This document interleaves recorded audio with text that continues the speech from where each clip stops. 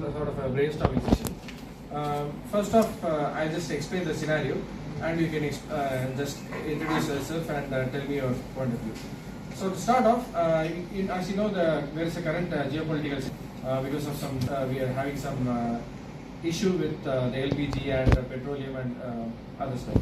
So the main thing that we are facing is the LPG gas is an issue. So we are not able to get it in excess. I mean, we are not able to, we don't have enough as such. So in order to combat that issue, we need some alternatives. So what are the alternatives that you can think of? And I mean, as you have given your points, we'll discuss its pros and cons after that. So what are your views on this? First, we can use biogas. Okay. Biogas we can create with food wastage and farm waste, agricultural waste. So we can easily made up with artificial biogas. It will be very useful and very cheap. So it is a natural alternative, yes, but one of the pros is that whatever food you use, the wastages can be recycled, and it can help you cook the other food, fresh food. But the drawback is that when you compare the biogas to the liquid petroleum gas, it's the combustion, the amount of energy it releases compared to the liquid petroleum gas, it is much lesser. And if you need higher amount of let's say higher amount of food to be made, or if you need it to be made faster, you have to pressurize it. So for that you need some sort of mechanism to make it pressurized, and you get like good amount of biogas, as well as you need lot amount of like food wastage to get the same amount of LPG gas that you use usually. So any other alternatives? As a mechatronics student, you can also think of any other alternatives.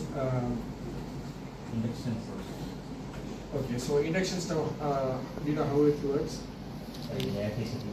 Converting electrical and into the So because of inherently a material has its what is it, resistance. Because of the resistance, the thermal coil becomes it heats up the stuff, and thus it can be used as an alternative for this.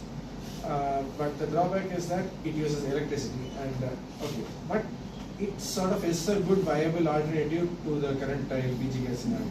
So what else is there? For now, let's stay in the part of electricity. So one is induction gas. What are the other induction stove, and what are the other alternatives in terms of electricity? Sorry? Wood furnace. Okay, wood furnace is not exactly electric based. You just burn it, and obviously we used to use wood based furnace, right? But the drawbacks are that it releases a lot of gas, and incomplete combustion, or even the better completed combustion, releases carbon dioxide gas, because wood is a organic compound.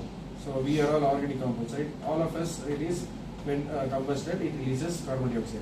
So it becomes a part of the natural pollution problem as well.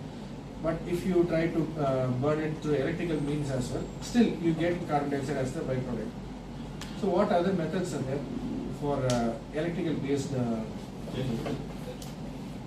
okay, electrical rice cooker, microwave, and these all of these, what it does is it tries to like vibrate the water molecules, and because of vibration the water molecules get boiled.